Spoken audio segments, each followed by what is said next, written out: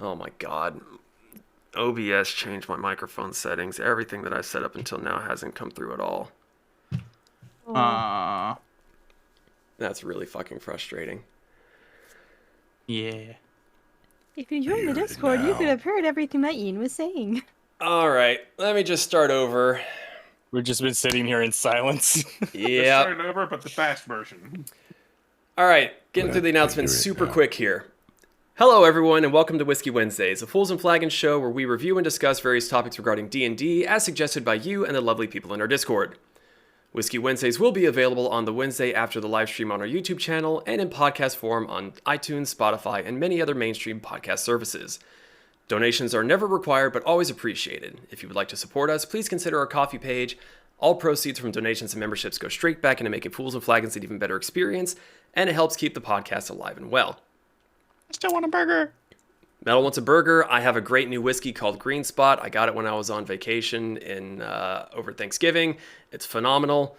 Good mouthfeel. Becca's already drunk. I'm gonna get there because fuck, I just wasted 15 minutes of my life. So, today we are going to be talking about the Delver's Guide to Beast World. It's a new module that I helped back on Kickstarter. The PDF just came out. I've been reading through it. It's kind of awesome. I mainly got it to look over the wagon and cart building that they have for it for a future campaign I have planned. But basically the module's all about furries. So, oh god, I gotta wrap my brain around everything that I've set up to this point. It's so annoying. Scrolling down. One of the FAQs in here for the game, just to kind of cover some stuff. Do the beasts have paws and hands/feet? And their reply is, the 5e game system requires hands, so we assume beasts have hands. Canonically, some beasts have foot paws and digigrade legs, some beasts have human legs and feet. Out of character, what goes on in your character's shoes is your business. So if you're playing a bovine creature and they traditionally have hooves for feet, you don't have to. You can have them have more humanoid types of feet. There are humans in this world. They're a relatively new species, about 15 years in this world canonically. While there are felines, wolves, dogs, bears, cows, and all that are bipedal, they are considered in this world as willful creatures. They have sentience, they can talk, they can communicate, they can think. There are versions of these creatures that are not willful. So whether you have a bovine, there are still cows that you would use for food and grazing and all that. In this world, eating a creature that is willful is considered cannibalism. But if a bovine were to eat just a regular old cow, that's perfectly fine. Doesn't matter. Let's see, what else? What did I miss? I'm trying to blitz through this so I'm not wasting all of your time as well. We're debating about how hands look like on bats. We'll get to the bats eventually, don't worry. So There are different types of cows. there are. So, gonna touch on how the layout of this module works for the races at the moment. You have the basic traits, which we're going to be starting with the bovine. So starting with the bovine, you've got the bovine traits, and these traits work over both different sub-races, because it's kind of like how you've got like the hill dwarves and the mountain dwarves or whatever. So with the bovine, you've got like Angus and bison. They're going to have their own special features, size differences, ability score increases. But this module is also going to have homeland traits, which these differ depending on where you want your character to start in this module. Some of them will work across any type of D&D setting that you want to do. I will be skipping over the ones that are module specific, because there is one, I don't remember which, that basically says if there is someone from this area, you recognize this and you get benefits in interacting with them. Since that won't work in like Storm King's Thunder, I'm not going to bother really covering it as far as this particular one goes. And I also won't be going... Huh? Can I ask you a question? Yes. If you have like an animal like you were saying with bovines, Mhm. that are both domestic and wild.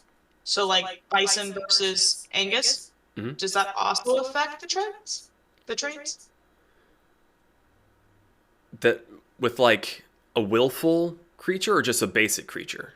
What's a willful creature? So like if you have like a mountain goat versus like a normal headstall sheep, would that affect like the It ruggedness depends. of the animal? It depends. Some of the races have differences like that, some of them don't. I believe the sheep are basically just sheep, but there are Sad. some like the bovines that have Angus and bison. There's slight differences between them. Mhm.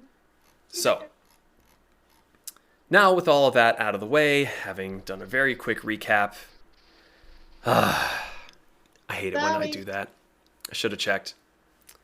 That's what I get for updating my computer and then streaming without checking things. But, regardless, if you have any future topics that you would like for us to discuss, please join the Discord. The links are all over the place. They're in chat if you're watching us live. They're down below in the description on YouTube. And if you're listening in podcast form, you can even message us on Instagram if you want at fools&flagons and just let us know like, hey, this rule really confused me, or this happened in my campaign. What are your thoughts on it? And we'll take a look at it. That's what we're here for. So, having wasted 20 minutes, let's get on into this, shall we? Yeah. Whoa. So, starting with the bovine, also not going to go too much into the fluff of this because I was reading this for about 2 or 3 hours earlier today just to kind of catch up on everything. Just going to go into the meat of everything. As a bovine, you are considered a humanoid. Your strength score is increased by 2. Your walking speed is 30 feet. And you have a trait called March on Hooves. You have advantage on saving throws you make to avoid suffering exhaustion from a forced march. Basically, if you're marching longer than a day at a time, you would make a check to see if you become exhausted from that. You also have Powerful Build. You count as one size larger when determining your carry capacity and the weight you can push, drag, or lift. So you are considered a medium creature. The carrying, push, drag, and lift, there's a multiplicative part of it that is based off of your creature size. So a bovine with that math would be considered large, which I think is like 2 times more than you can normally carry, push, drag, and lift. It's a fairly significant difference. You've also got head down, feet forward.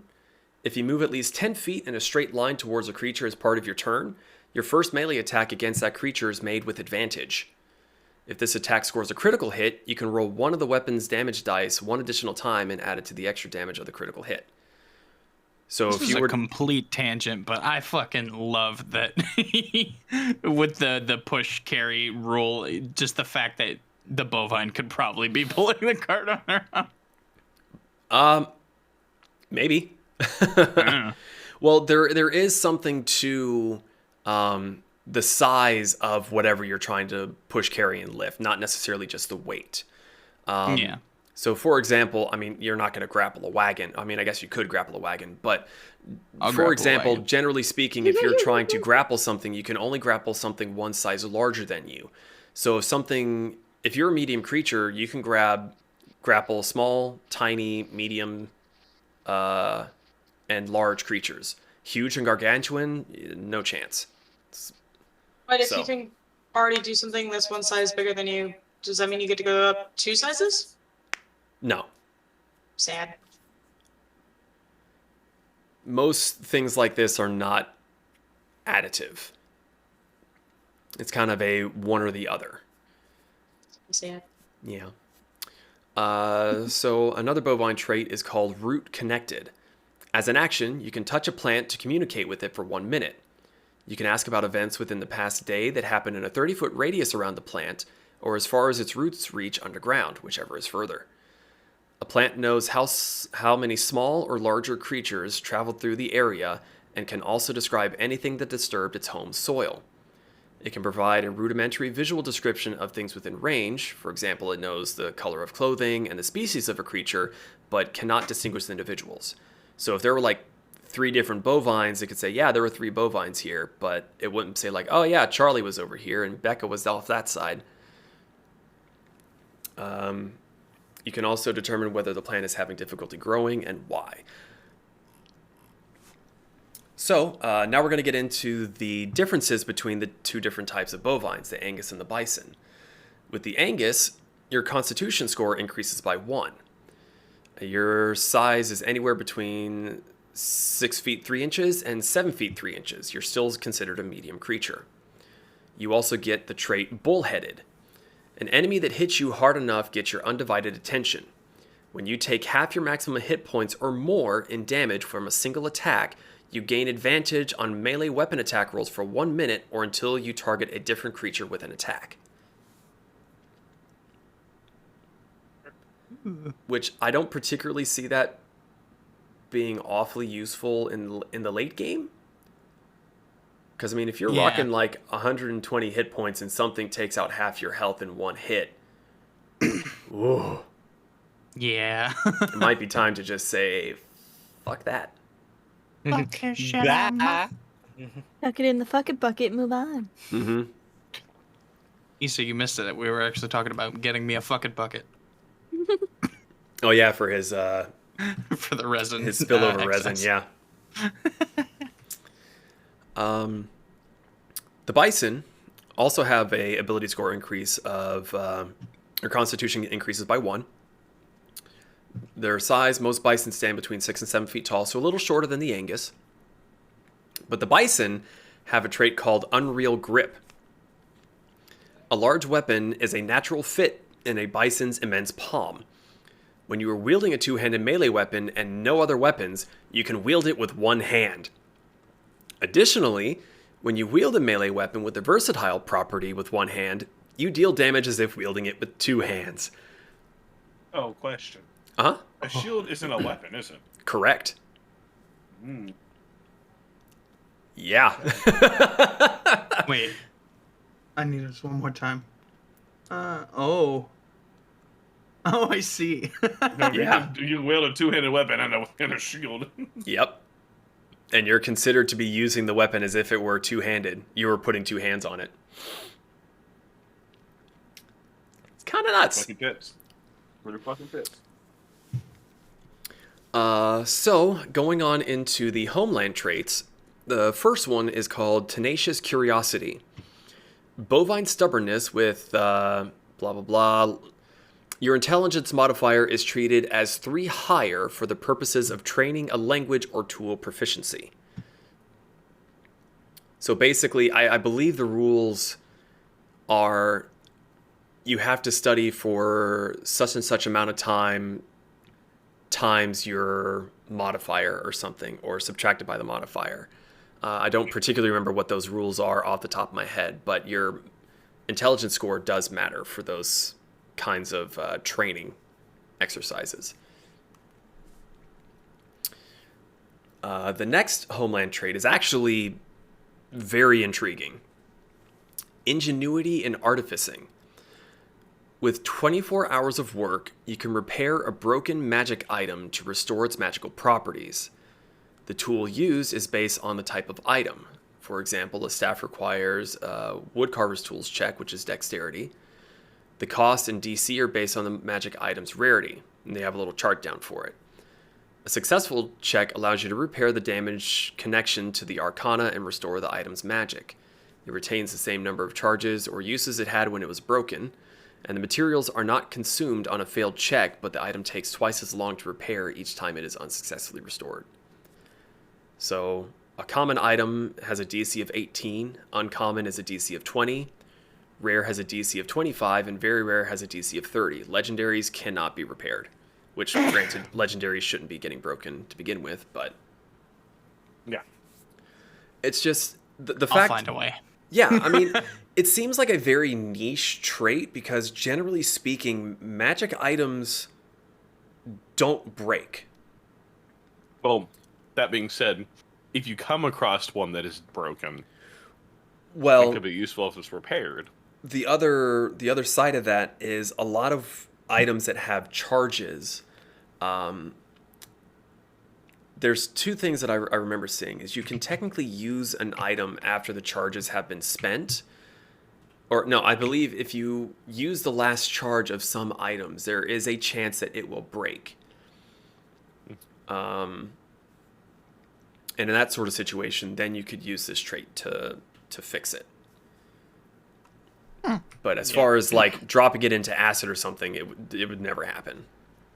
I think I remember reading in the DM guide, two most common reasons for a broken magical item is it's an item that has a chance to break if you use too many charges, like Ian said, or if another magical item of greater power or just a greater magical output than the item can withstand happens.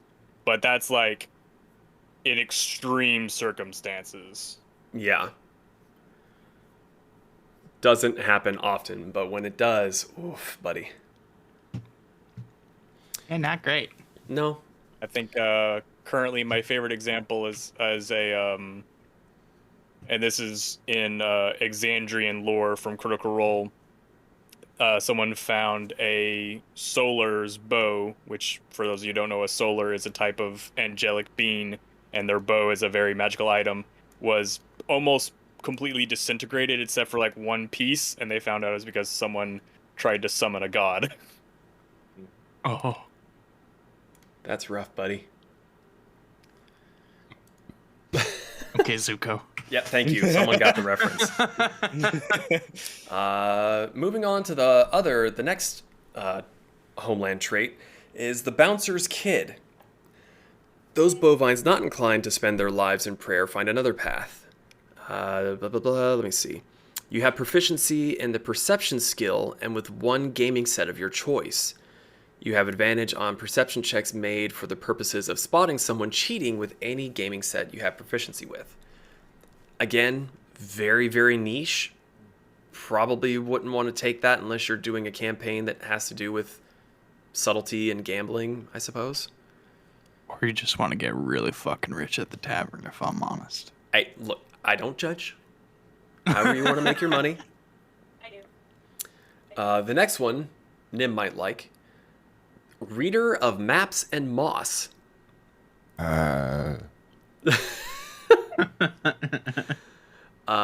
You have proficiency with cartographer's tools, and by spending 1 minute touching a plant growing in an underground space, you can discern the direction of a path to the surface. You can also learn the most common creature type other than humanoid or beast within 300 feet of the plant. Once you use this ability, you can't use it again until you finish a long rest. That's pretty cool. I should mention that this module is all about dungeons are randomly appearing throughout the world, and most of the delvers, or the people that go and explore these, are called delvers. They have found that they can get phenomenally rich just by gold and magic items that are down there and then selling them. And the other problem is that when these dungeons appear, monsters come out. It affects the region around them. Towns start being attacked by monsters coming out of the dungeons. So it's kind of a problem. And that's where a lot of these traits are going to be like, hey, if you're fucking underground, there's a lot of things in here about benefiting you being underground and figuring out how to get out of dungeons and stuff. That's pretty cool. Yeah. You've got the light-touched farmhand next. You have proficiency in the stealth skill. Additionally, when traveling over land, you roll stealth checks to avoid being tracked with advantage. So super sneaky. Cool. But that about does it for the bovines. We can. Any questions before we move on to the canines? No, so far so good. I was gonna say, all right, good talk. Moving on. Cool. So let's see, what's this note? Okay, so for a canine, you are considered a humanoid. Pretty much all these are going to be humanoid. I'm probably just going to skip over that until it's not, and that'll be some of the later on rarer. The picture that you have it frozen on is very suggestive. I could barely hear her. Is she talking about where I've scrolled on the image? Yeah. Oh, just wait. Some of these get a little bit racier. You mean the thigh-high boots and the lingerie? We're not like, Yeah, it gets a little bit racier than that.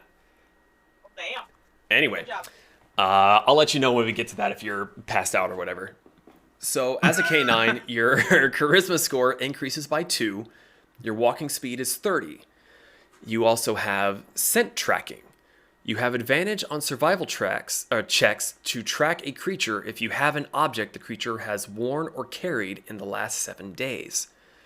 You also have Hardy Stomach, which gives you advantage on saving throws made to resist ingested poisons. I mean, if you think about it, it makes sense. Like, dogs eat their own shit all the time. Yeah, They're the dandelions. but God forbid the dog eats chicken and he breaks out for a fucking week.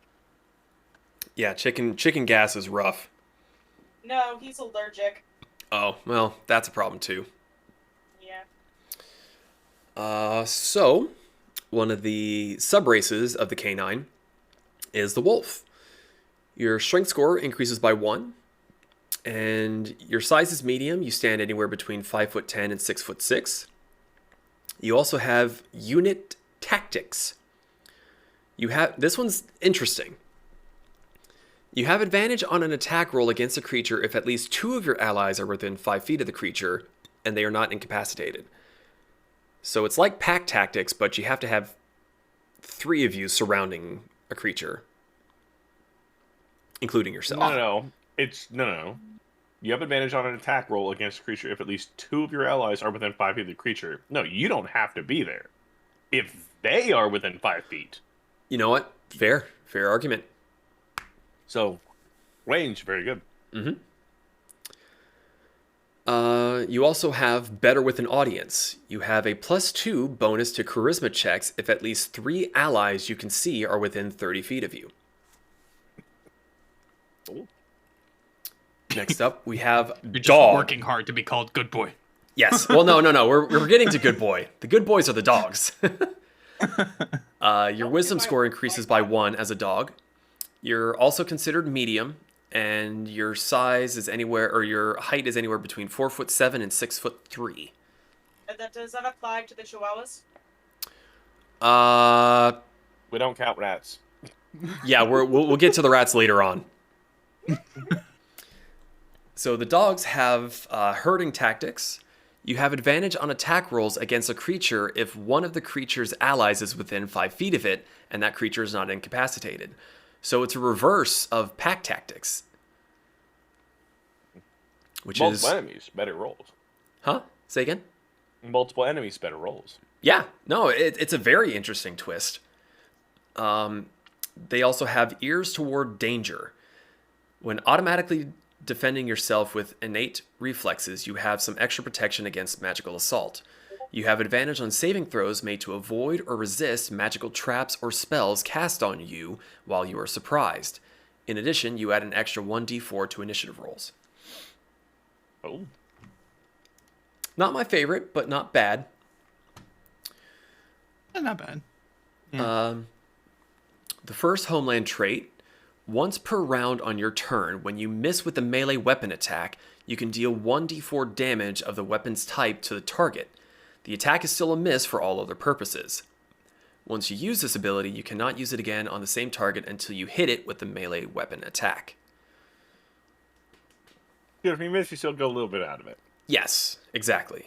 The specific... I'm going to get into lore on this one because it makes sense if you read it. So the soldiers in Alamagnian canine levies are trained in following up failed attacks with a brutal backswing that catches their enemy off guard. That's why if you miss, you can still just give them a little pop, a little backhand. And that charm with outsiders, that's what I was talking about. That is very specific to this module, so we're going to skip over that. Sniffing out deals. You have advantage on investigation checks to find the best price on non-magical items in a large city, one with more than 10,000 people. This next one is actually really cool. It's called Strafing Strike. You fight with the hit-and-run tactics of the desert canines. When you hit an attack using a light weapon, you can roll a larger damage die. A d4 becomes a d6, then a d8, then a d10, then a d12. If it's a D12 or 2d6 damage, it cannot be increased in size. That's the highest that you can have. Once you use this ability, you cannot use it again until you move at least 10 feet. So just fucking run circles, baby. Very cool. The last homeland trait is called Like Herding Cats. You coordinate the uncoordinatable. You can roll skill checks using the help action of 2 allies at once. If 2 allies use the help action on a skill check that you make, you can re-roll one of the d20s that you use to make that check. So basically, if 2 people decide that they're going to help you while you're doing something, they give you advantage. This is saying that if you roll with advantage, you can pick one of those dice and re-roll it. Cool. Really good. Yeah. On to the bunnies. Well, the bunnies / squirrels. They are the celerine. Maybe it's celery. Okay. Your dexterity score increases by 2. Your walking speed is 35 feet. You have skittish instinct. Some part of a creature built to run away still remains in you. You cannot be surprised while you are conscious. That's fucking shit. You have arcane alacrity. A spark of the arcane attunes celerine reflexes to subtle shifts in natural law. You have advantage on dexterity saving throws against spells and other magical effects. So the 2 sub-races in this are the rabbit and the squirrel, as I said. With the rabbit, your charisma score increases by 1. Rabbits are considered medium. They're anywhere between 5'6" and 6'6". And they have the trait Extraordinary Panache. You know the cantrip Prestidigitation, and Charisma is your spellcasting ability for it. For the squirrel, your intelligence score increases by 1. Your size is medium, and you stand anywhere between 5'5" and 6'5", barely shorter than their rabbit counterparts. And they have the trait Vaulting Poise. Like your tiny progenitors, you excel at reaching high places, as long as you don't stop on your way up. You can move up to your speed along vertical surfaces without falling during the move. That's pretty awesome. Yeah. These ones, they're very artsy fartsy. They like a lot of color. Like there's like some of them that are in like the snow biome, then they want to be black so that they stand out. They don't want to like mesh. So the first homeland trait, a bit of a long one, it's called Burst of Color. Let's see. When you use this ability as an action, you emit a dazzling strobe of color for 1 minute. If another creature starts its turn within 60 feet of you and can see you, it must make a DC 13 Wisdom saving throw. Any creature that can't be charmed succeeds on the saving throw automatically. On a failed save, the creature has disadvantage on perception checks made to perceive any creature other than you until the start of its next turn. Unless surprised... As a reminder, this effect lowers the creature's passive perception by 5. Yes. Pretty cool. Unless surprised, a creature can avert its eyes to avoid the saving throw at the start of its turn. If the creature does so, it can't see you until the start of its next turn, when it can avert its eyes again. If the creature looks at you in the meantime, it must immediately make the save. The effect ends early if you are incapacitated or end it as an action. Once you use this ability, you cannot use it until you finish a long rest. The problem with this is that it says another creature, meaning your party members can be affected by this as well. So, it is a wee Mixed little... bag. Mixed bag. It's a mixed bag. It has potential, but could still cause some fuckery. What kind of fuckery is this? The next homeland trait we have is Burst of Darkness. When you use this ability as an action, tentacles fill a 5-foot radius area surrounding you. turning it into difficult terrain for 1 minute. When a creature enters the affected area for the first time or starts its turn there, it must succeed on a DC 13 Dex saving throw or take 1d6 bludgeoning damage and be restrained by the tentacles. A creature that starts its turn in the area and is already restrained by the tentacles takes 1d6 bludgeoning damage. It can break out with a DC 13 strength or dexterity check of its choice. And once the creature is freed, the tentacles dissipate and the effect ends. So it's kind of like a mini black tentacle spell. But you just kind of get it for free and you can use it once per long rest. Cool. I want to say this about the last one because I didn't realize Zeke could mute it and I missed trying to be good. But I just had this mental image of Zach just doing like this rainbow like canopy of like all these colors and shiny lights and me just looking at him and like seizing immediately on the ground. And it's like, Becca, it's your turn. But Becca, what you doing? Why are you twitching? Zach, shut it off. Hey, Becca, it's your turn. Come on. Why are you foaming at the mouth? Get up. Just like me twitching on the ground and being like, good job, Zach, but also help. Lots of help. Please help. Becca used flail. It wasn't very effective. I'm a magic carp. I love it. I'll take that. I mean, if you look at what you are on the stream, you are kind of magic carpy. For your information, if I am anything, I am Mudkip. Fair. Yeah, I'll give you that. Okay.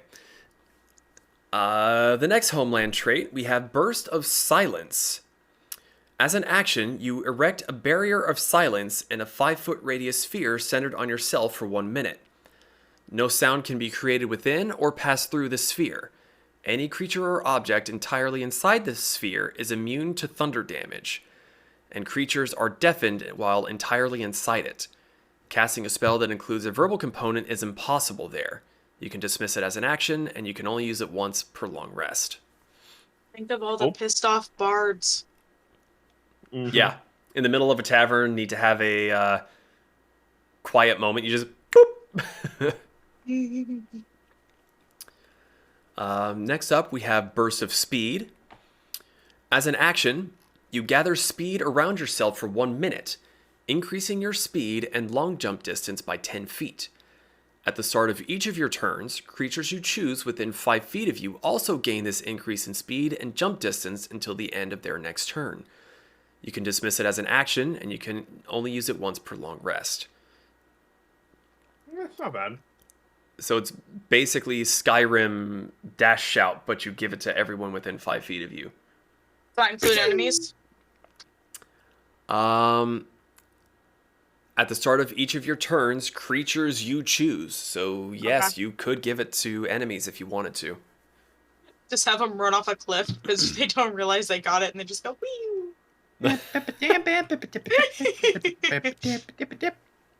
Lemmings. Great bird. Yep. Best bird, favorite bird.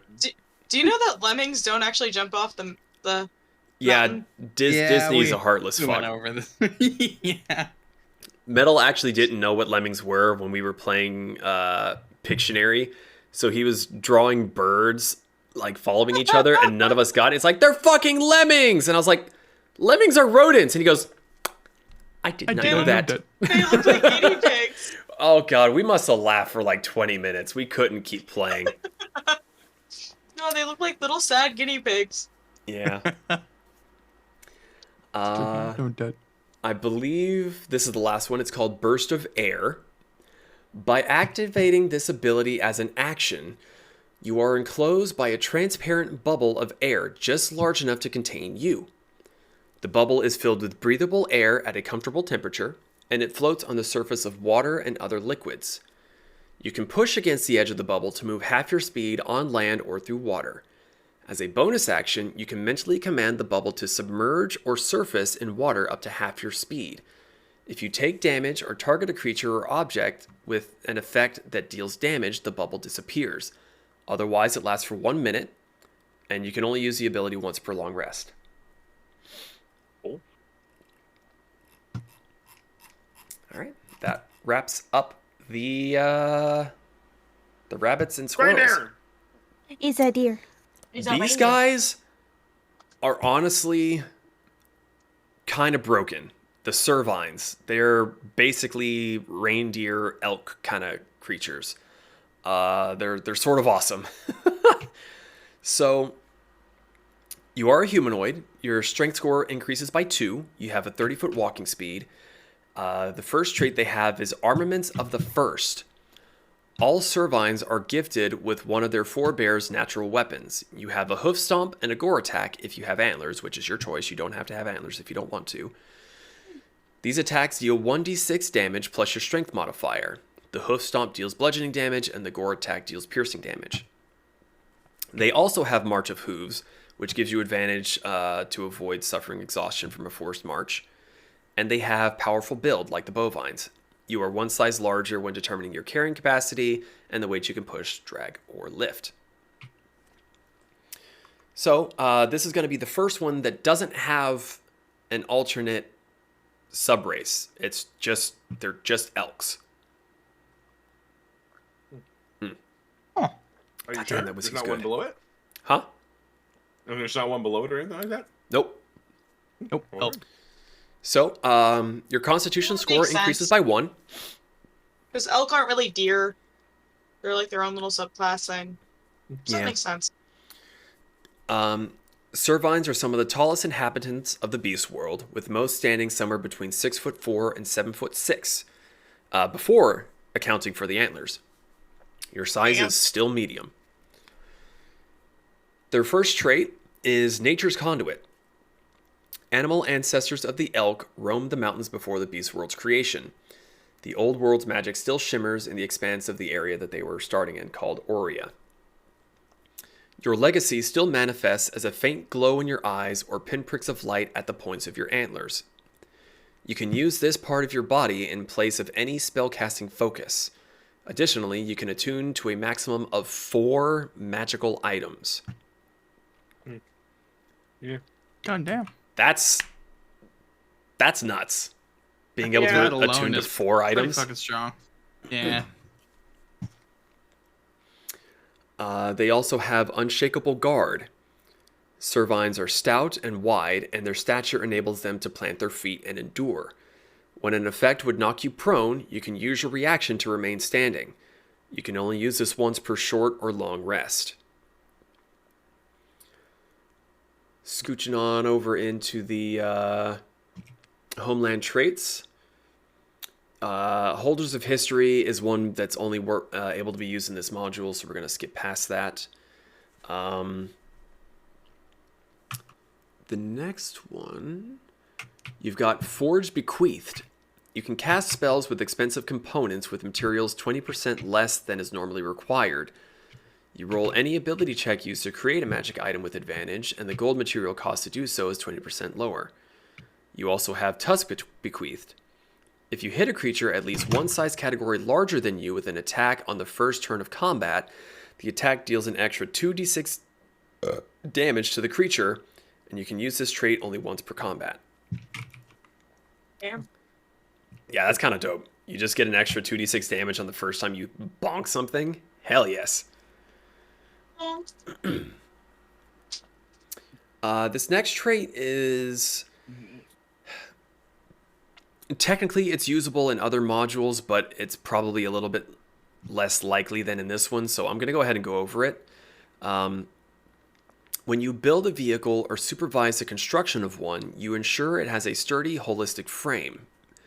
Whenever the vehicle collides with a creature or object while moving, the damage it takes is reduced by 3d6. The struck creature or object takes bludgeoning damage equal to the amount of damage prevented in this way.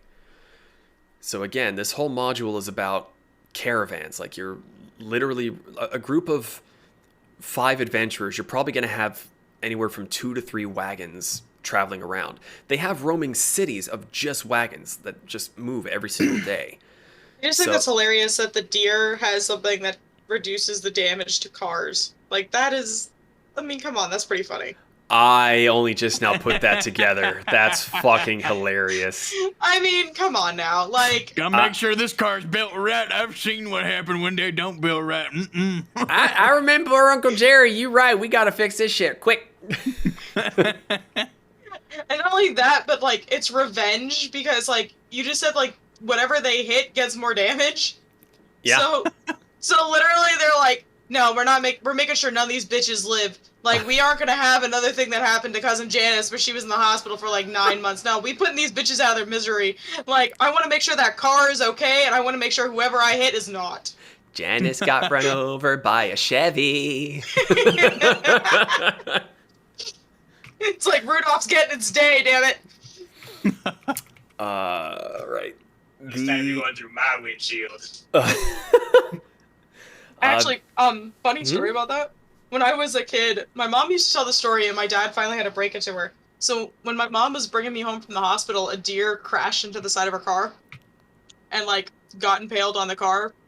And these very nice rednecks came and took the deer away and told mom that they would handle the deer. Until I was like 19 or 20, my mom thought they were going to help the deer.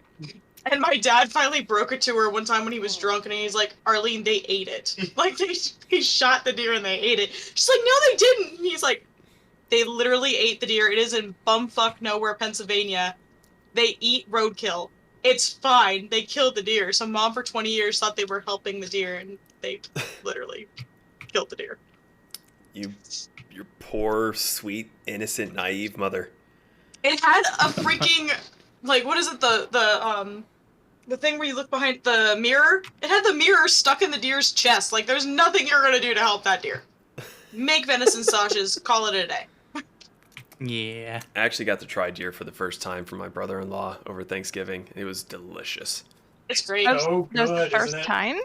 Hmm. I make a really good I don't have a lot of venison- redneck friends. Me. What did Me. you say? I'm your redneck friend. Kirsten. Venison is a delight. You know what I'm saying. No, When I I lived in deny- Texas, your truth. I made really good venison, cheddar, and jalapeno sausages. I used to make them by hand. They were so good.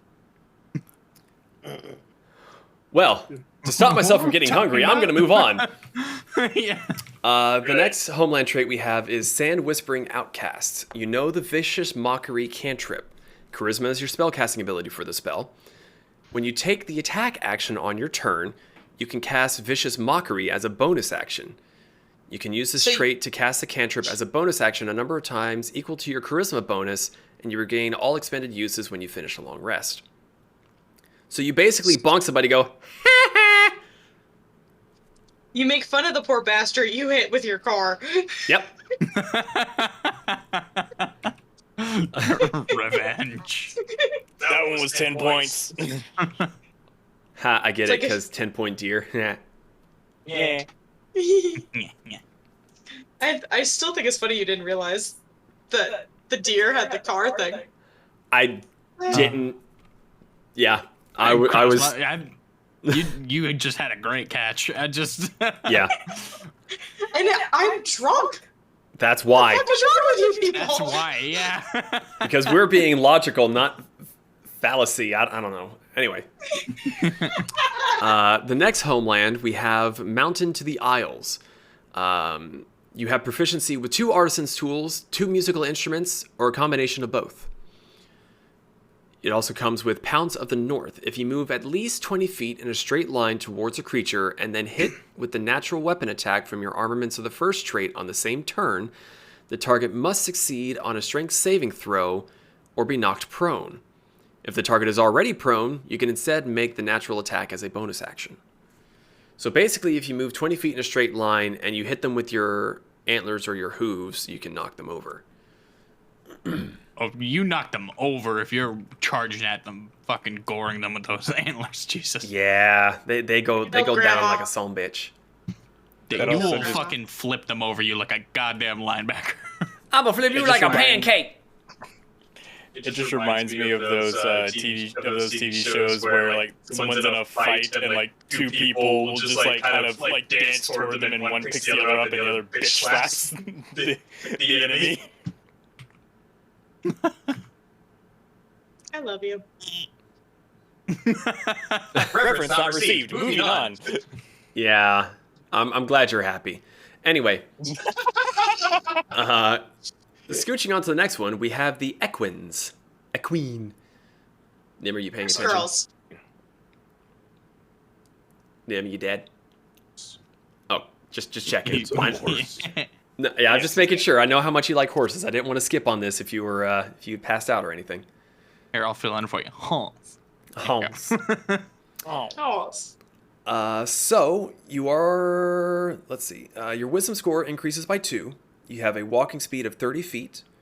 You have march on hooves, which we've covered already, and you also have powerful build, which we have also already covered. But they also get eyes on the horizon. You add your wisdom bonus to initiative rolls. And I should say the equins have horses and donkeys, so there are going to be 2 separate. So you have the pretty instead of girls and the dex? assholes. No, you add it. So Okay. you have your I was initiative with your dex, and you also add your wisdom. Yeah. I thought it was Yeah. instead of the dex. I don't believe so. I believe that is actually additive. Yeah. Because generally, I think it would about. say you use your wisdom instead of dex for your initiative rolls, if that were the case. Yeah. But good catch. As a Hans, your strength score increases by 1. You are anywhere between 5 feet to 7 feet tall. You have the trait out of the gate. Horses channel the rush of danger into a burst of incredible agility. Your speed is doubled during the first round of combat. Oh God. Yeah, so you have 70 feet of movement your first round of combat. God. Pretty awesome. So, someone say flanking? Fuck. Speed. I am speed. The other trait that they have is sure-footed stomp. Moving through a creature's space does not count as difficult terrain if it is at least one size category smaller than you, or the same size category and prone. When spending movement to travel through a creature's space with this trait, you can make an unarmed attack against it. On a hit, you deal bludgeoning damage equal to 1d4 plus your strength modifier, and the target cannot make opportunity attacks against you until the end of your turn. Once you use this ability, you cannot use it on the same creature until the start of your next turn. So basically, you get a free attack if you move through a creature's space that's one size smaller than you or is prone. Oh. That's pretty When good. that That's pretty enlarge good. spell really comes in handy. Oh, buddy. Scooching right on along to the donkeys. Your constitution score increases by 1. You are anywhere between 5'3" and 5'10". They're kind of on the short side, fairly uniform in height. Donkeys have unbroken focus. They excel at keeping an ongoing rhythm and don't falter easily. You have advantage on constitution saving throws to continue concentrating on a spell. This next one is very interesting. They have what's called Sleepwalker. Donkeys keep moving. No matter what, they keep moving. You only need 4 hours of sleep to gain the benefit of a long rest. Additionally, when in a state of non-magical sleep, you can walk up to your speed on your turn in a state of half-consciousness. You have disadvantage on perception checks while in this state, and your speed drops to 0 when carrying more than half your carrying capacity while asleep. If I'm reading that right, You sleepwalk. you just sleepwalk. You just keep fucking going. Donkey, where you going? Donkey sleep. Donkey sleep. The first homeland trait is called Hunter Legacy. Let's see. This one's really weird and like out of the blue. Like I read all of the lore behind this, and this is just so left field. I don't fully understand it, but sure. So long before the dungeon came into the world, the Equines burned vampires out of the homeland's darkest places. Someone in your family was involved with this never-ending hunt, and you've learned some secret techniques from protecting yourself from their mind-affecting powers. You have advantage on saving throws against being charmed. Alrighty then. It's the most random fucking homeland trait I've ever fucking seen. Take that, vampires. Anyway, the next one is called Horseshoes in the Drifts. You have advantage on survival checks made in Arctic environments. Fuck off. Snow and ice are not difficult terrain for you. Additionally, if you are proficient with the javelin and have advantage on attacks made with a javelin against targets at least one size category smaller than you. So, sorry. Additionally, you are proficient with the javelin and you have advantage on attacks made with a javelin against targets one size category smaller than you. Oh. So yeah, if you're going to be playing in a icy campaign, not having difficult terrain with snow and ice is kind of dope. Mm-hmm. The next one, Carriers of the Good Word. You have proficiency in religion. Additionally, with subtle marks and changes to the script, you can hide a written message within the other writing in a book without apparently changing its content. You can spend 1 hour to teach an ally how to discern a specific code and develop different codes for different people. Recognizing that a book has a hidden message requires an hour of reading and succeeding on a DC 15 investigation check, and decoding the message without the key requires a separate DC 25 investigation check. Damn. Yeah. So if you're playing a heavy roleplay kind of thing with a bunch of subterfuge, yeah, that's pretty intense. Also, the next one is called Mail Runner, as in like mail delivery, not like mail. Anyway, The Pony Express. literally, Sad. when you make an acrobatics check or dexterity saving throw to keep your balance or to avoid falling prone, you can treat any d20 result of 9 or lower as a 10. Additionally, you have advantage on wisdom checks made for the purposes of navigation. Yeah, Pretty awesome. you're literally, the idea behind this one is that you're so familiar with the roads that you travel that you just don't fall. That's pretty Because, yeah. The last one, Hammer Masters. You have proficiency with the Warhammer and deal double damage to objects with them. You want to knock down a wall? Here you go. Go ahead. Knock down the wall. Arr! All right.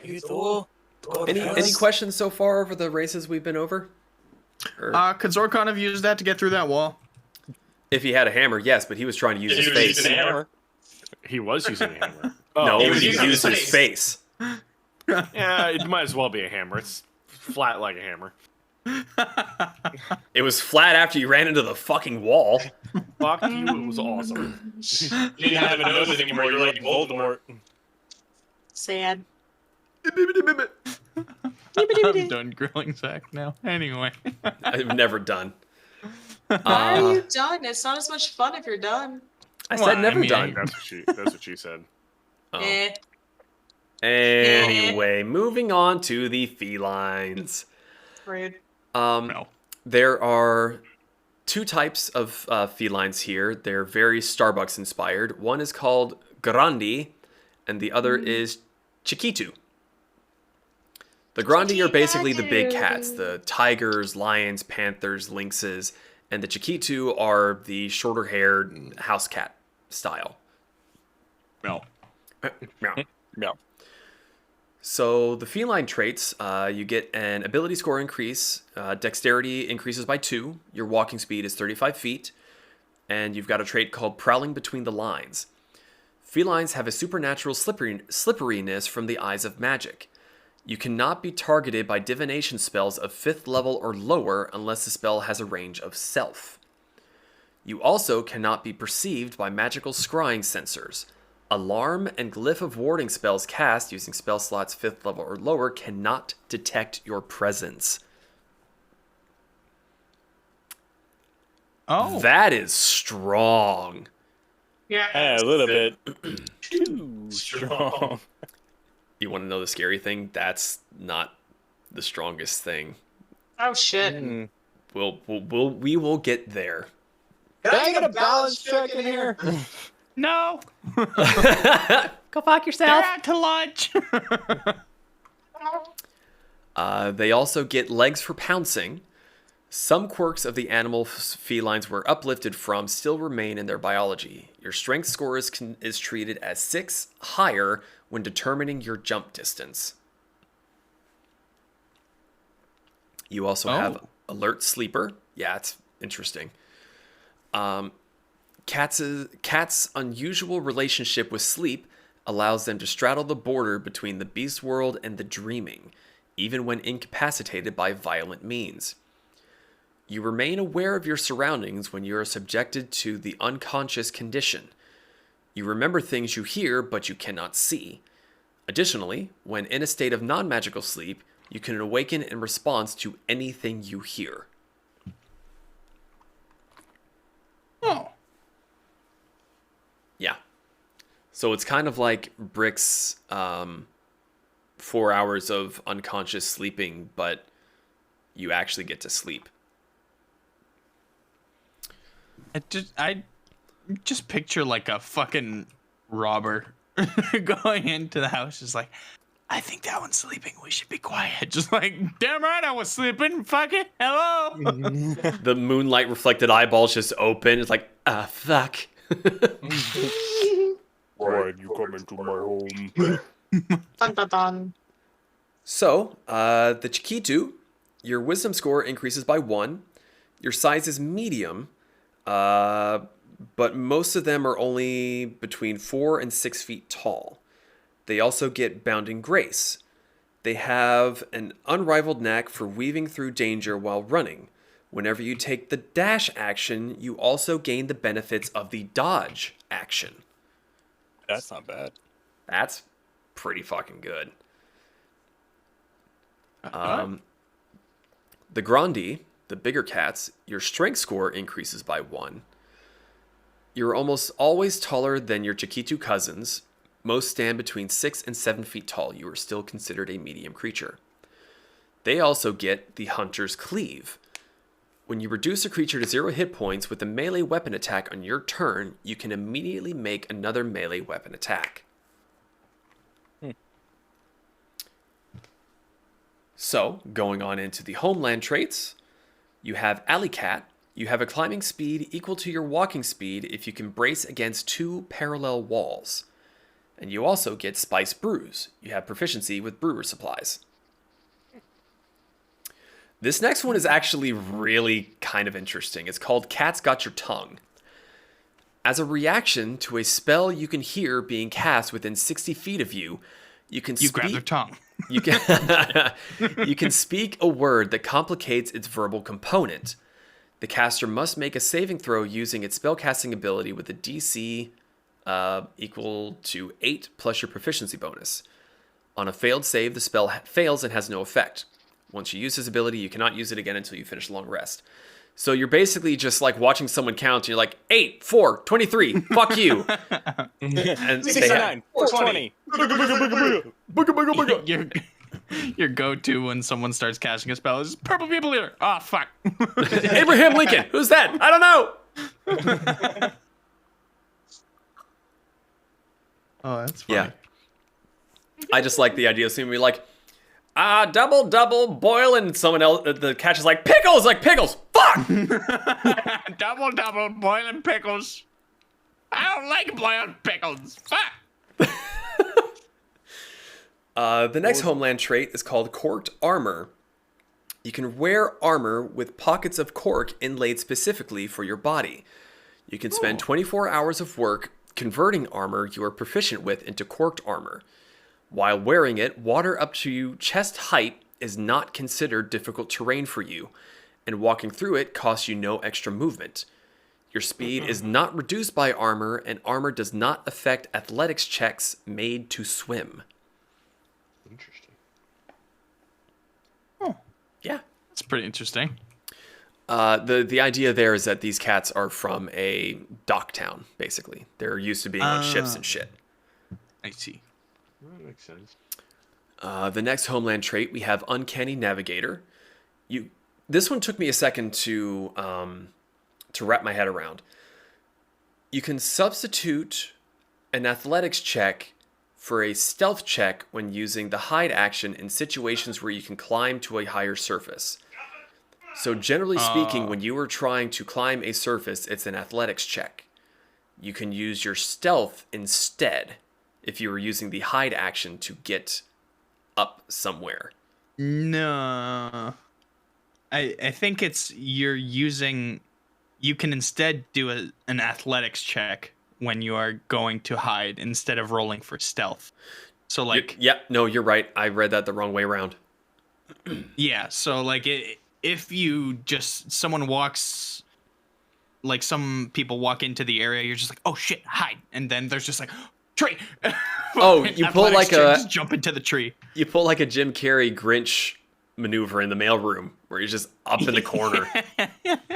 Yeah, you can basically climb onto the top of the fucking bathroom stall or something, and then just like hang there. I'm also just picturing like a Spider-Man situation where no one ever looks up, so you just have a cat clinging to the ceiling with its claws like, oh god, oh god, oh god. So I may be pronouncing this one wrong. I don't remember what that little thing underneath the C does. I think it's Kolosan. Yeah. You have advantage on stealth checks to follow an unaware target you can see. So basically just cat stalking. This next one's actually really, really cool. Very situational. It's called Dead Man's Drop. You have proficiency with carpenter's tools. And when you are in a room with wooden walls and a suitable space within, you can spend 8 hours to make a carpenter's tools check using dexterity to build a secret compartment 6 inches on each side.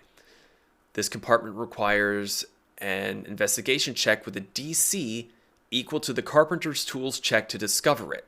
So basically whatever you do to build this with a carpenter's tools check is what the investigation check needs to meet or beat. Additionally, you have advantage when rolling investigation checks for the purposes of finding secret doors or compartments.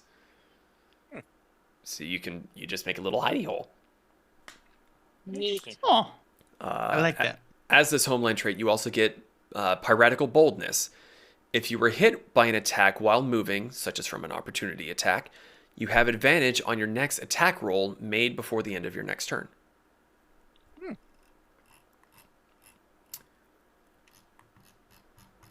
So yeah, that's the felines. Questions, comments, thoughts, concerns? They're cool. Yeah. Oh, nice. I got that. I thought you said yeah, and then I realized you said meow.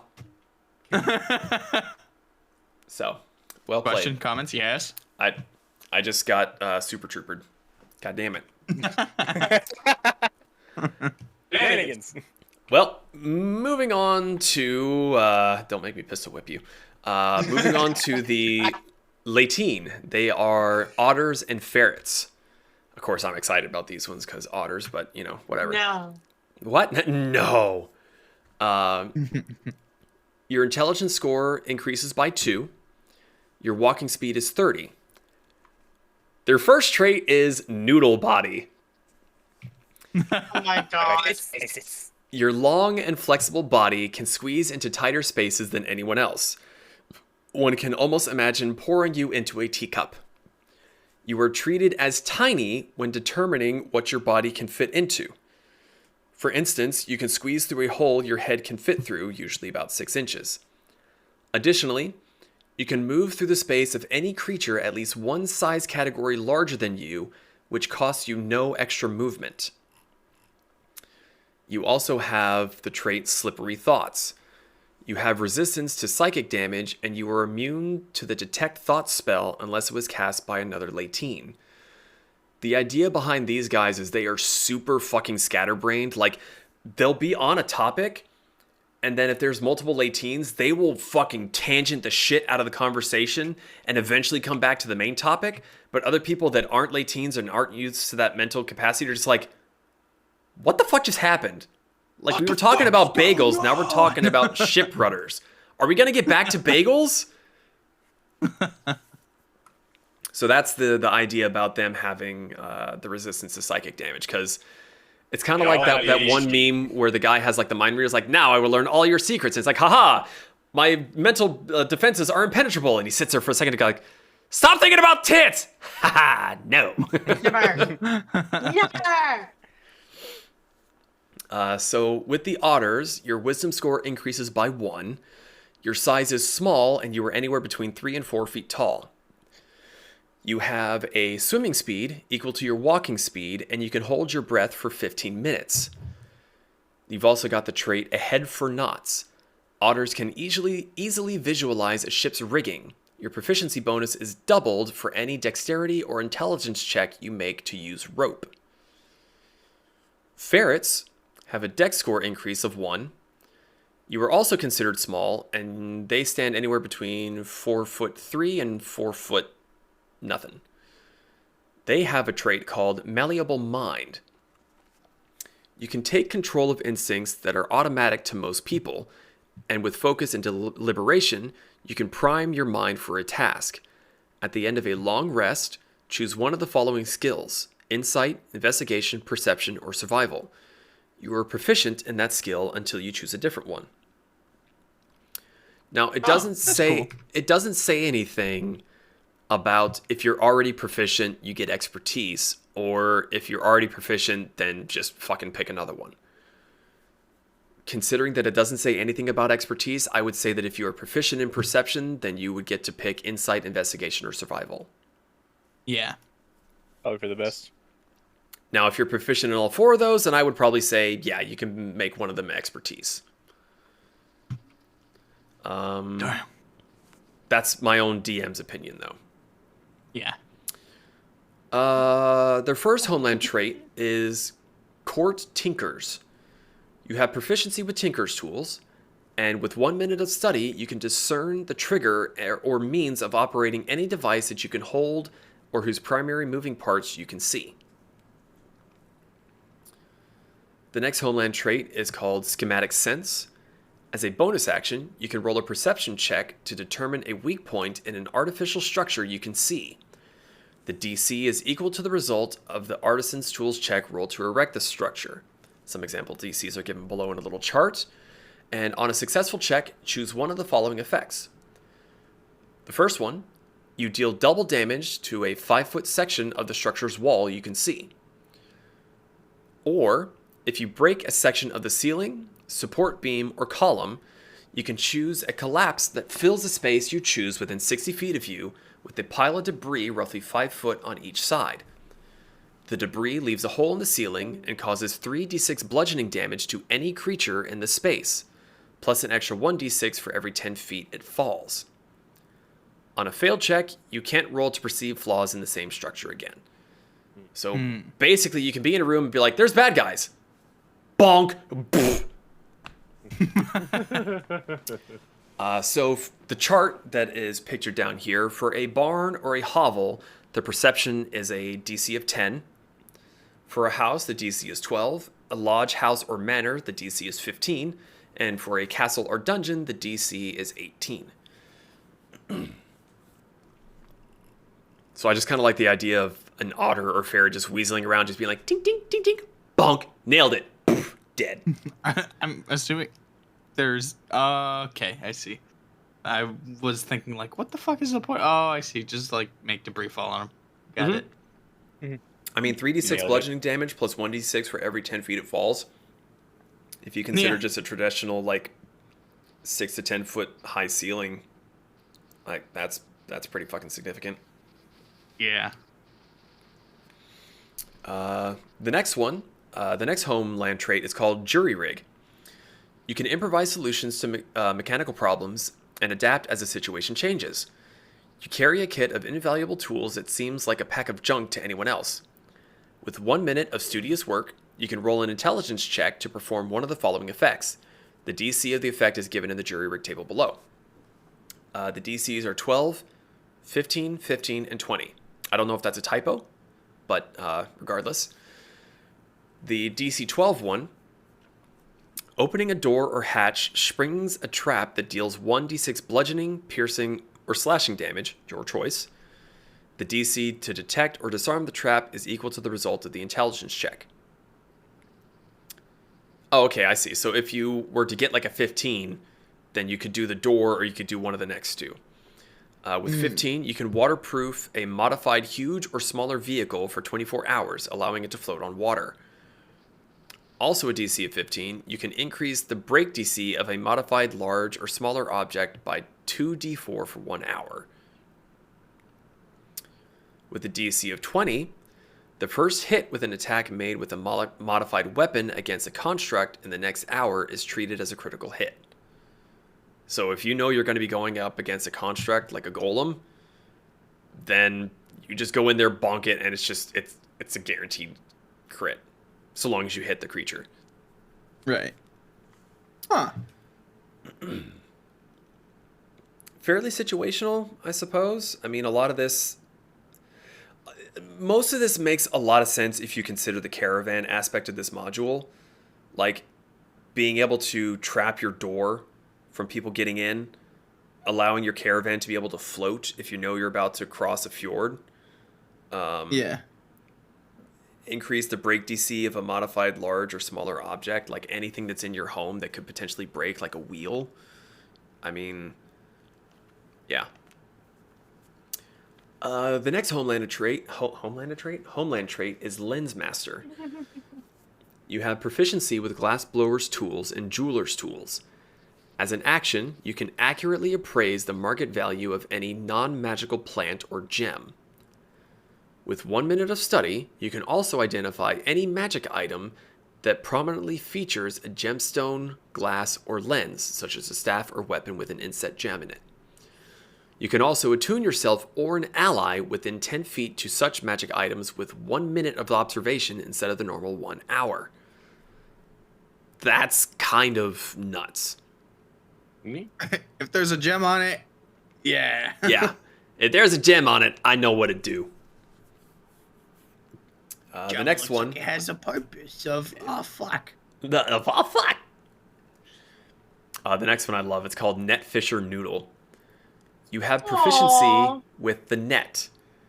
You can spend 15 gold pieces in 8 hours to improve a net's function, making it more difficult to escape and harder to destroy. Its escape DC increases to 15, and a creature must deal 10 slashing damage to a net, AC 15, to free itself. And they're also a noodle. Yeah, I mean, just imagine this little ferret fucker weaving in between these medium-sized creature's legs, and she goes, yeah! And then next thing you know, you're just fucking tangled. I love them. Alrighty. Oh, but that's a hippie. That is a sloth. That's a hippie. What's the difference? These ones are very interesting. The next ones Hippies. up are called, Ligonines. They Hippies. are moles, armadillos, and sloths. Why? Yeah, I don't know, man. It's not my module. Armadillos are not hippie, but the others are hippies. So, well, not necessarily. The Ligonine traits, your constitution increases by 2, and you have the trait a mind outside the box. The disparate Ligonine subspecies share a unique perspective. When you make an intelligence, wisdom, or charisma check that does not allow the use of a specific skill, you are treated as proficient. What that means is that... Well, like if the DM were to say, make a survival check, that's technically a wisdom check, but it's survival. If the DM just said, make a wisdom check, that's when you get to treat it as if you're proficient. Cool. So... I like how it point out that it just says, just happy to hang. That's a hippie. Yeah, basically. It's a hippie. Anyway. So, Goddamn hippies. as a mole, your intelligence score increases by 1. Your size is medium, and you're anywhere between 4'0" and 4'8". You have a walking speed of 25 feet, but you also have a burrowing speed of 10 feet so long as you have free use of both hands. You also have dark vision. You are accustomed to tunnels and have superior vision in dark and dim conditions. You can see in dim light within 60 feet of you as if it were bright light, and in darkness as if it were dim light. This is important, because darkness means no light whatsoever. If you just have regular dark vision, you can't see in pure darkness. You can only see decently in dim light. You cannot discern color in darkness, only shades of gray. Moles also have soil sense. They can close off their sense of sight to temporarily gain a new way of perceiving the world. You can use a bonus action to gain tremor sense out to a range of 15 feet for the next 1 minute. While using this ability, you lose the ability to see by conventional means, and also lose the benefit of dark vision. Once you use this ability, you cannot use it again until you finish a short or long rest. I'm not a huge fan of this trait name because it's kind of funny and kind of dirty. It's called Battle Bottoms. Moles are It's nearsighted. Becca. You, Who said that? who do you think? Anyway. It was Zeke. You have disadvantage Zeke knows on. better. You have disadvantage on perception checks related to sight, while He's wearing also not paying attention. While wearing spectacles made for you, you do not have disadvantage from this trait and are instead treated as proficient in perception for ability checks related to sight. You can expend 8 hours and 50 gold pieces to make a dexterity glass blower's tools check to make a new pair. Someone else can do this for you, but you must be present while they are being crafted. They also have tunnel sense. When underground, you always know the dimensions of the space you occupy, as well as the shortest path to reach open air. You also know if digging upward will lead to a body of water if the water is within 60 feet. And lastly, they have quick fix. Your natural affinity for tinkering and repair is aided by the arcana itself. You know the mending cantrip, and intelligence is your spellcasting ability for it. Whew! The moles have a lot. I don't think I'd ever play a mole, personally. Yeah. Not my play style. Next up, we got the armadillos. Their strength score is increased by 1. They are a medium creature, and they're anywhere between 4'4" and 5 feet tall. They have a walking speed of 35 feet, and they also have natural armor. You have a tough protective shell. When you aren't wearing armor, your AC is 14 plus your dex. You can use your natural armor to determine your AC if the armor you wear would leave you with a lower AC. A shield's benefits apply as normal when you use your natural armor. Basically what that means, a lot of creatures that have natural armor, if you put armor on, that armor supersedes your natural armor. So in this particular instance, let's say that you were to have like Mariner's armor, which gives you a swim speed equal to your movement speed. If the Mariner's armor is lower than your current AC, you would just use your natural armor and you would gain the benefits of the Mariner's armor, which gives you a swim speed. That's basically what this is saying. Armadillos also have defensive ball. You can curl your armored hide around you during a fight and even launch yourself into a roll. When you take the dash, disengage, or dodge action, bludgeoning, piercing, and slashing damage that you take from non-magical attacks is reduced by 3 until the start of your next turn. Additionally, when you take the dash action, your speed is increased by twice your walking speed instead of only your walking speed if you move in a straight line.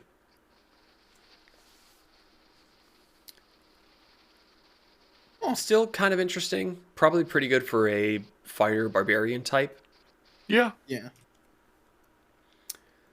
On up to the hippies. Gonna get to the sloths here. Your wisdom score increases by 1. You are still a medium-sized creature. A sloth stands anywhere between 5'9" and 7'1".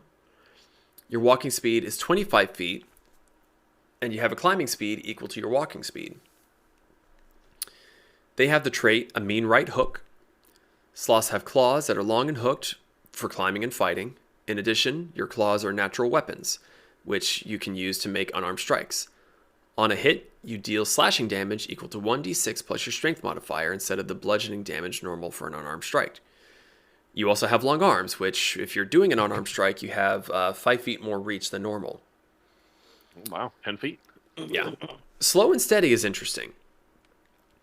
If you moved 0 feet and did not take a bonus action on your last turn, and you have not used your reaction since then, you have advantage on the first attack roll or ability check using strength or dexterity you make against a creature on your turn. So basically, if you did almost nothing, you get advantage on your next turn. Well, if you attacked and only attacked. Right. Yeah. But, yeah, basically nothing. Yeah, I'm not sure how I feel about that one. It's different. That's true. It's very different. It's one way to say bad. No, I'm kidding. Back 2 seconds. On into the homeland traits. We'll try to breeze through these since it's getting... we've been going for an hour and a half and we're only barely halfway. We've got the LIGO 9 Focus. You have proficiency with one artisan's tool of your choice and one of the following skills: Arcana, History, Medicine, Nature, or Religion. If you spend 24 hours in uninterrupted study and practice, roll 2 d20s and save the higher result. Anytime in the next 7 days, you can replace the result of an ability check made for the chosen artisan's tool or skill with the one rolled beforehand. You must choose to do so before the roll. And you can use this result only once.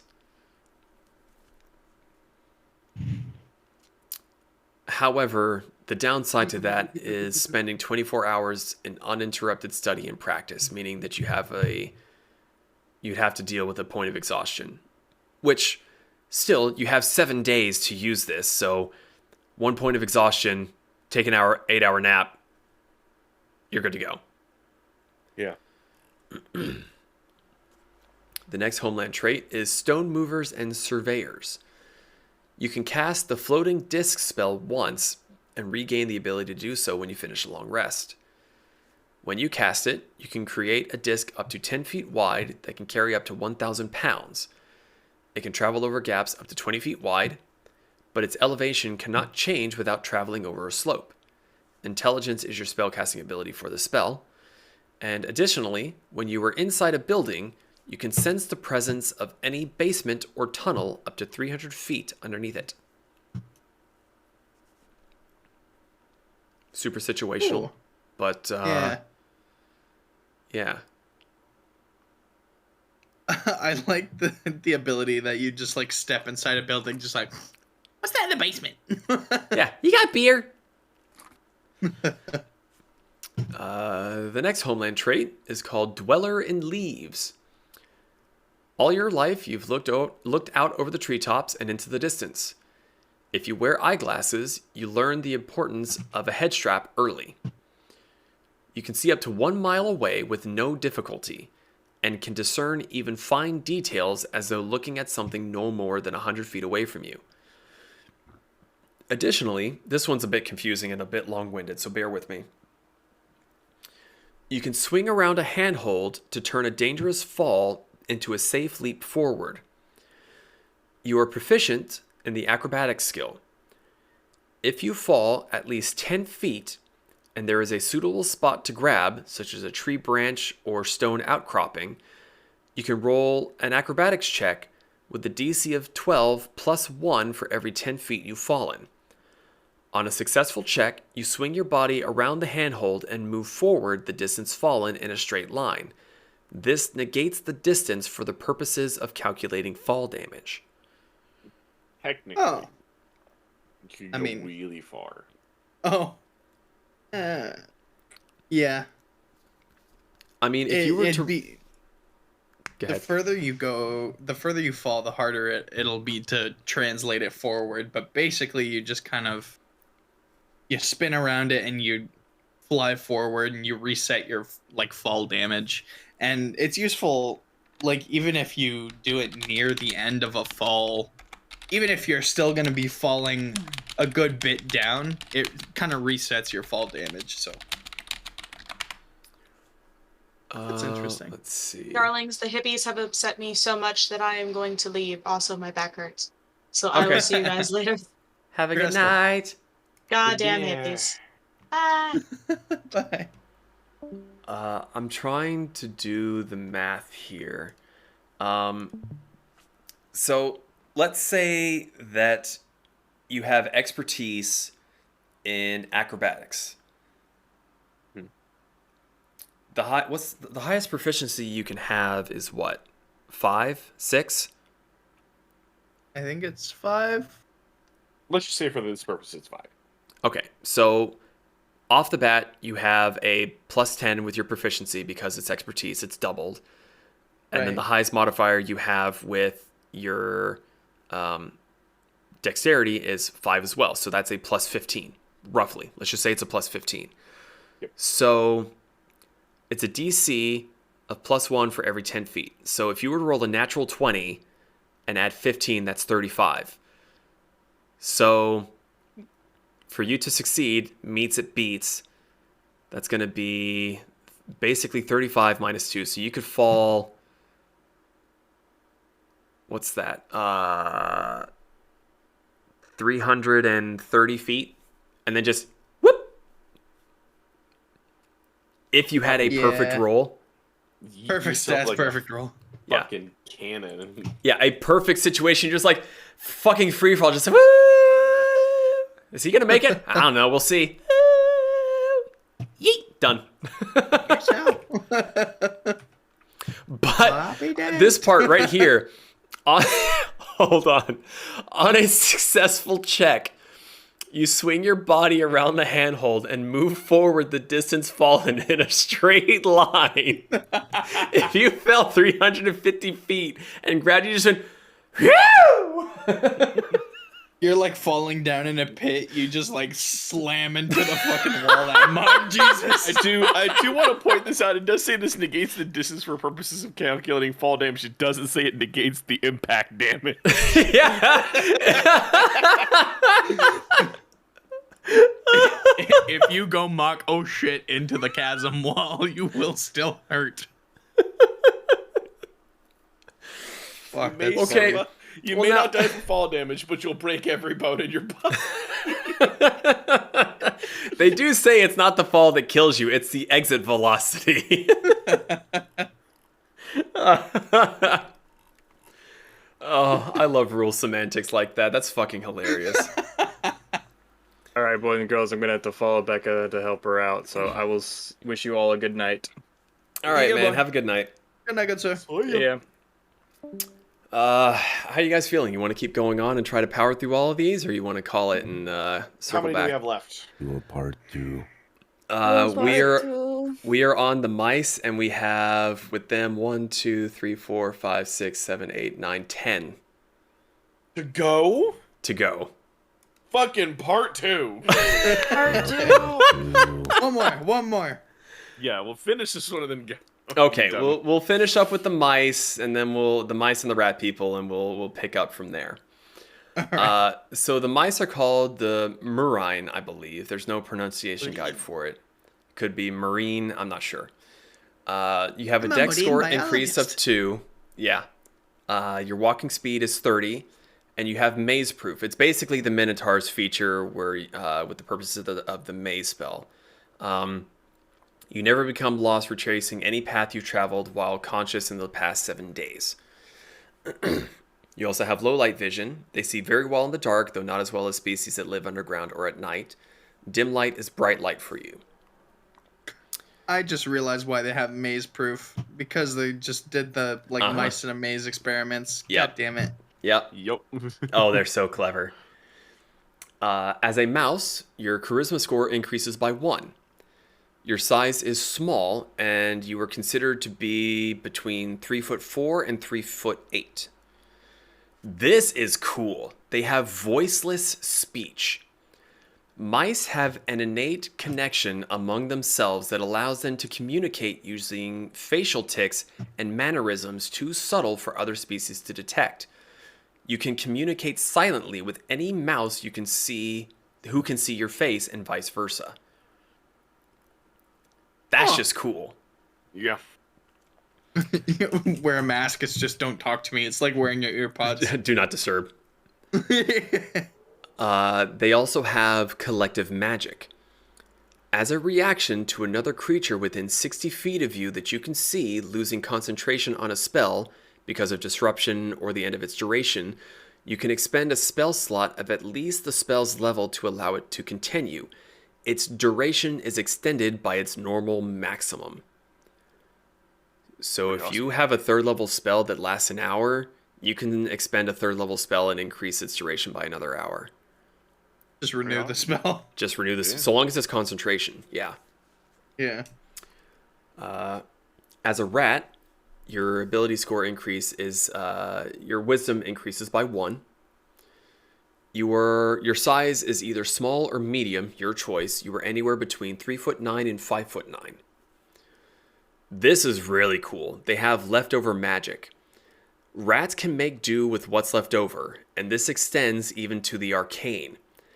As a reaction to a spell being cast on a creature you can see within 60 feet of you, whose level is up to your level divided by 3, minimum of a 1st level spell, you can cause the spell to additionally affect you as if you were the target. Once you use this ability, you cannot use it until you finish the long rest. So basically, if you see a spell being cast by a friendly or an enemy, and you're like, hey, DM, what level is that spell? It's this. Like, yeah, that affects me now too. I want it. Well, I mean, honestly, think about it. So for those of you that watched the Tales of Archeron campaign, the one that I can think of specifically is Zephyr Blade, or Zephyr Strike, which lets you double your movement speed, you don't trigger opportunity attacks, and you hit harder with your next melee attack. Basically, the rat goes, hey, I like that, give me some, and then whew, off he goes. The rats also have survivable. You can survive twice as long as normal without eating or drinking. Yeah. So, moving on to the last little bit of homeland traits here. I'll try to breeze through these because I know Issa and Nim are getting tired, and Zach is probably really bored of this. No, I'm listening to it. The first homeland trait is Versatile Rider. As a bonus action, while mounted, you can position your body to prepare yourself for an emergency dismount. After taking this action, you can dismount into an unoccupied space within 5 feet as a reaction to being hit by an attack. Additionally, mounting a bipedal creature costs 5 feet of your movement. The lore behind this is that the mice are trained to ride on the backs of their smaller companions, or their larger companions. So you're in the middle of fighting and you just feel, and they have a lance and they're ready to go. Speaking of the lance, the next trait of this particular homeland trait is Royal Lancer. You are proficient with the lance. While mounted, you ignore the property of the lance that imposes disadvantage on attack rolls against creatures within 5 feet of you. You're literally standing on the shoulders of your companions going, yeah, yeah, yeah, yeah, yeah, yeah. Nice. The next homeland trait is very, very similar. It has Versatile Rider as well. However, they get Mouse Among Giants. If a creature at least one size category larger would grant you half cover, you have 3/4 cover instead. So you don't get the lance feature, but you can still, ride on the back of things. And you get covered. Yeah. This next one, super situational. I don't like it personally. It's called Drifting Drop. With 1 minute of preparation, you can tie a sail or another square cloth at least 10 feet on a side to your ankles. When wearing this cloth and holding the other 2 corners with both hands, you fall 60 feet per round and don't take fall damage. You can remove the cloth as an action. You also get Gliding Descent. When using Drifting Drop, trait, in moderate or stronger wind, you can move up to your speed in its direction at no movement cost to you. In strong wind, you can also choose a falling speed between 0 and 60 feet per round. It's kind of weird. You like that? I like it. It's very niche. It's Yeah. very, very niche. But at the same time, it's still, I can see that still being usable. Well, this particular homeland trait is again based on the dock ship faring kind of kingdom area. So in that sense, it makes a little bit more sense, but I'm still not super thrilled about it personally. I don't think that I'd ever pick it. I'd fucking use it. Just tie a cloth to your ankles and then just hold on to the other corners and then just glide down. After this next one, there's another version of this that you might like a little bit more, but we'll get to that in a second. The next homeland trait is called Twitch Literacy. With 30 days of practicing at least 2 hours a day, you can teach a creature who shares at least one spoken language with you to understand your voiceless speech. If you are under the shared effects of a telepathic bond spell, you can teach this skill in 2 hours instead. So basically, you can teach someone to read your expressions, but they wouldn't be able to speak back. Huh. Gotcha. It also gives you collective effort. You can use the help action to aid any creature that can understand your voiceless speech and see your face, such as another mouse or a creature that learned the Twitch Literacy trait. So basically, you're just like, oh, I have to unlock this lock, and the mouse is just fucking twitching its nose. You're like, you're right, I can do it. So the next one, it's Drifting Drop again, but the other trait that comes with it is called Pirate Drop. You can hold a weapon in one hand while using the Drifting Drop trait, and you can make a melee weapon attack against a creature immediately after falling at least 10 feet this way. So it's essentially a free attack. Hold a weapon in one hand with... Sorry? Hold a weapon in one hand while he uses Drifting Drop. Make a melee weapon attack. Okay. I don't know. I kind of feel like one is just way more... The one is way more kind of... It feels more free. Like it gives you a lot more movement options, and I feel like that's true. Something that I like more of, personally. Fair enough. For the rat, we've only got 2 more left here. The rat is very intriguing. So the idea behind them is they used to be mice, but they kind of shifted. They used to be able to do the voiceless speech, but they lost that ability. It talks about a tragic event that happened, but it doesn't go into detail, at least in this section. It may be somewhere throughout this that I haven't read yet. So, generations, basically the trait Life Among Others, generations of life among the species of other homelands and their innate adaptation to their magic have blended them seamlessly into their new homes. If you are from an area, you have the Blackwind feedback homeland trait, which we'll cover in just a second.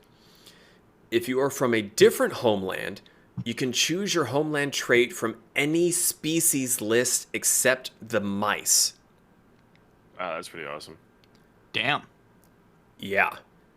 Now, if you are a rat from Arnaria, you're basically forced to take the Black Wild feedback. This species-wide disruption that afflicted your people still echoes in you. As a reaction to taking necrotic damage, you can grant yourself resistance to necrotic damage until the start of your next turn. The source of the damage takes an amount of the necrotic damage equal to the amount reduced. Once you use this ability, you cannot use it again until you finish a short or long rest. I'm assuming that this may have something to do with Black Death, like it's a Black Death reference. Gaven. But basically, you have the necrotic damage dealt to you, and you give it back. Oh. Interesting. But yeah, that ability of just being able to take any other homeland trait you want Really good. is nuts. Is that from a specific homeland across the other species? Or... Yes. Yes. So, for example, since that's the last one and we're kind of wrapping up at this point, let me go on to like the armadillos. Well, actually, armadillos are a bad example because they have either you're from underground or you're from the surface. There's no in between. So the otters, as an example, one of the homelands is called Alamance. That gives you that tinkering thing where you can discover how any object works after like 1 minute of fucking around with it. The area of Aurea is basically way up in the north in the snow. As the otter, that's where you get to fuck with the buildings and like make things collapse. You've got the... And you can only select the Alamance ones? No, any of them. Okay. Like you could choose the Vignette, which is the jury rig one from the otters. You could, if you're from... Basically, when you pick a rat, depending on where you say that you are from, be it Alamance, Vignette, Aurea, Arneria, Alar, when you pick that, any of the other races that have a homeland trait from one of those areas, you get to pick. Because some of the races don't really go to like Alar, which is the island area. It's basically all water, and they don't like that. Like, you're not going to find a bovine there. Because they want agriculture. They want open ranges. Same with the equins. They want to run. They're not going to be in the islands of Alar. But, oh God. I scrolled up way too high. I stand corrected. The bovines are able to come from Alar. But that's basically what that's saying. Yeah, that opens up so many possibilities, being a rat. Yeah. But yeah, considering that we've only just barely gotten over halfway done, we're going to call it quits there, and we will continue this with the next Whiskey Wednesdays in 2-ish weeks. Yeah. And there's so much left to go over. Like, there's new subclasses, there's new spells. I'm interested to see the subclasses, but... Yeah. Thankfully, the new subclasses are only one per. So, like, there's one barbarian, there's one wizard, there's one sorcerer, blah, blah, blah, blah, blah. But yeah, with that said, thank you guys so much for tuning in. This was a bit of a longer one because I wasted the first 15, 20 minutes not realizing that my microphone wasn't being picked up, which is unfortunate. Metal's stupid ass. Man, one more. Well, no, I mean, I'm fine sitting here going through all of them, but I know that Issa and Nim are about dead on their feet, so... Yeah. In any case, if you haven't already, please join the Discord. Links are everywhere, all over our social, all over this if you're listening in podcast form or watching it back on YouTube. Please feel free to join in the conversation. We'd love to have you here. And join us this coming Friday, December 2nd, for our makeup D&D session from Thanksgiving, where the group is going to confront a tailor.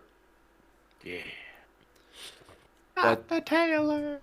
Anything anyone else wants to talk about, discuss? No, this is a lot. It's a lot. It's a lot, but it's great. Like, Not in a bad way. No. Just like, Yeah. It's just, I didn't expect it to be this much.